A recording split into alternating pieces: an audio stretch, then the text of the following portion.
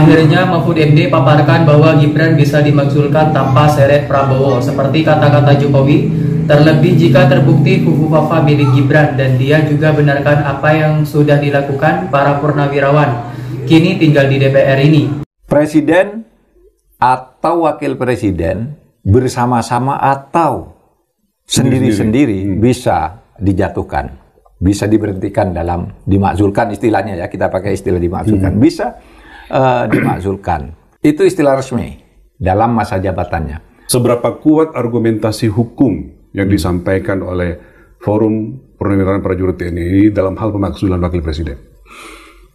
Menurut saya argumentasi hukumnya kuat. Bisa presiden dan wakil presiden jatuh secara terpisah. Kalau Fufufafa itu benar diungkap dan benar itu menyangkut Gibran, itu sudah jadi alasan yang sangat kuat. Jika presiden berhalangan tetap atau diberhentikan atau dimakzulkan atau apa, maka MPR memilih wakil presiden dari dua calon yang diajukan oleh presiden. Bahwa wakil presiden telah melanggar hukum atau tidak memenuhi syarat menjadi wakil presiden, ya, versi dari Purnawirawan TNI. Sejauh ini kan banyak sekali bukti yang mengarah ke sana dan itu tembus logika yang wajar, ya, bahwa memang ada korelasi yang sulit dihindari bahwa antara akun Fufufafa dengan Pak Wakil Presiden punya ikatan di masa lalu, ya. Tapi di Fufufafa agak berat dia minta maaf, Bang, karena ketika dia jadi Wakil Presiden dia menyatakan itu bukan akun dia, ada perbuatan berbohongnya. Presiden, Wakil Presiden, Menteri-Menteri nggak boleh berbohong, Bang. Ini mumpung Wakil Presiden tidak punya partai sebenarnya, harusnya ini proses lebih mudah. Kalau istilah konstitusi itu ya, pasal 7A hasil amandemen, presiden dan atau wakil presiden dapat diberhentikan dalam masa jabatannya apabila diduga terlibat 5 hal.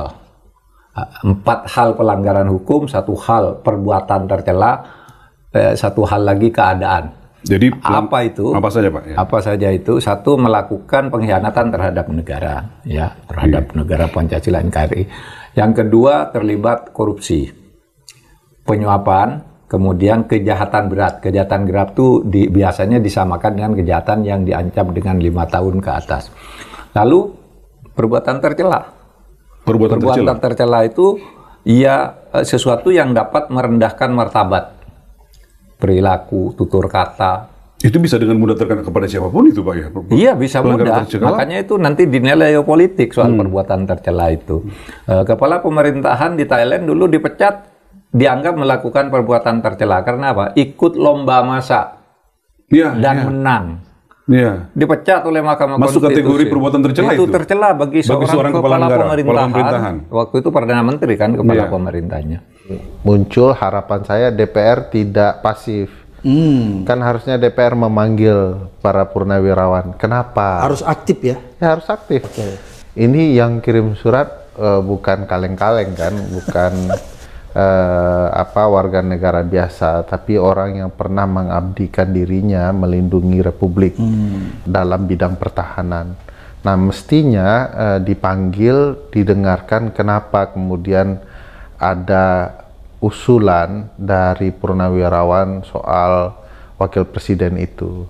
DPR juga setelah itu kalau memang argumentasi para purnawirawan kuat, harusnya menuliskan usulan mereka dan ditandatangani 25 orang untuk dibawa ke paripurna DPR agar menjadi usul DPR memberhentikan wakil presiden yang nanti harus dulu ke Mahkamah Konstitusi, Bang, yang dalam bangsa undang-undangnya memeriksa, mengadili dan memutus apakah usul pendapat DPR soal berhentinya wakil presiden itu sesuai dengan kehendak Undang-Undang Dasar 1945. Ini cara-cara yang benar menurut konstitusi, di mana mereka rapat, membuat tuntutan, lalu membuat surat resmi, lalu menyampaikan kepada lembaga resmi aspirasi mereka. Benar atau tidak cara-cara seperti ini?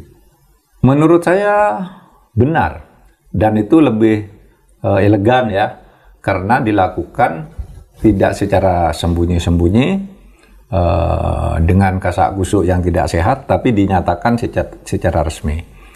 Sebagai warga negara atau himpunan warga negara, para pensiunan yang tergabung dalam forum ini berhak melakukan itu, seperti halnya hak yang pernah dilakukan oleh warga masyarakat lain. Mereka memang purnawirawan TNI.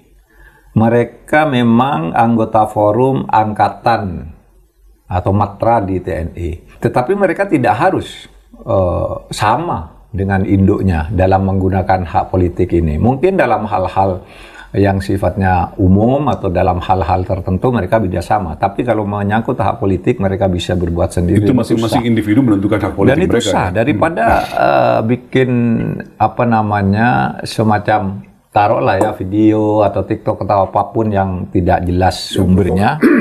Pertanyaan besarnya begini secara politik. Siapakah yang akan diuntungkan secara politik jika wakil presiden terbukti melanggar hukum dan tidak lagi memenuhi syarat menjadi wakil presiden? Partai di parlemen, Bang. Karena mereka akan berpotensi mengajukan atau mengusulkan atau menyetujui usul yang diajukan presiden terhadap dua calon wakil presiden di kemudian hari. Ya bisa saja kan partai-partai isinya orang partai-partai mereka gitu ya, yang tentu saja secara politik itu menguntungkan. Belum lagi support publik yang sangat tinggi ya, karena wakil presiden dianggap publik tidak terlalu mumpuni menjadi ban serap ketatanegaraan kita dalam pemerintahan presidensial. Ini kata Mahfud soal pemaksulan Gibran. Mantan Menko Polhukam Mahfud MD turut merespon soal tuntutan purnawirawan TNI yang menuntut pemaksulan Gibran dari jabatan Wakil Presiden Wapres RI. Kata Mahfud, pemaksulan Gibran bisa dilakukan tapi itu secara teori hukum ketatanegaraan, namun secara politik sulit. Mahfud MD menjelaskan secara hukum ketatanegaraan diatur tentang syarat pemaksulan presiden dan wakil presiden apabila melakukan 5 pelanggaran berat. Pelanggaran berat itu diantaranya korupsi, penyuapan, pengkhianatan, tindakan pidana berat, dan perbuatan tercela. Akan tetapi dalam praktiknya pemaksulan selalu sulit dilakukan karena melibatkan proses politik.